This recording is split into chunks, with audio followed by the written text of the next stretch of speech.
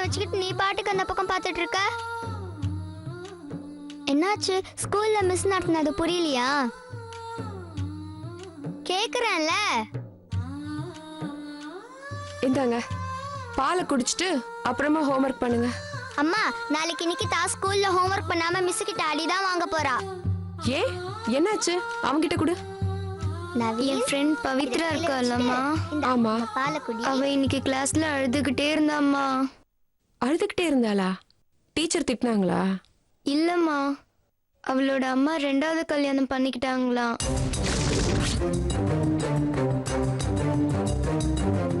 அவங்க அப்பா 2 வருஷத்துக்கு முன்னாடி இறந்து போயிட்டாரம்மா.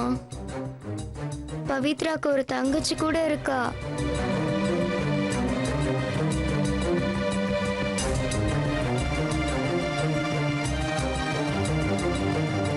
அவங்க அம்மா உங்களை மாதிரியே வேலைக்கு போறாங்கம்மா.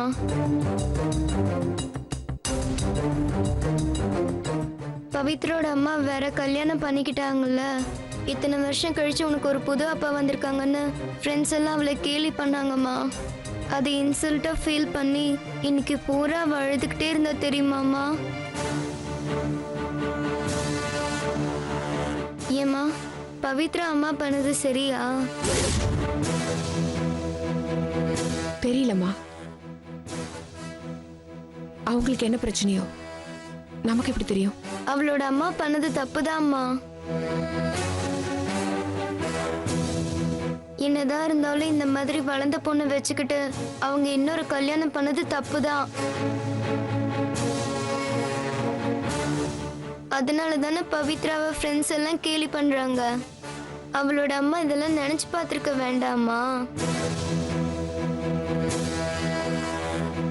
கவலைப்படாத நிக்கிதா, உங்க அம்மா அப்படி பண்ண மாட்டா. ஐயோ இல்லம்மா, நான் அதுக்காக சொல்லல. அப்பா காணாம போய் இத்தனை நாள் ஆச்சுல்ல, ஒருவேளை அவர் 2வது கல்யாணம் பண்ணிருப்பாரு. என்ன பேசுற நீ?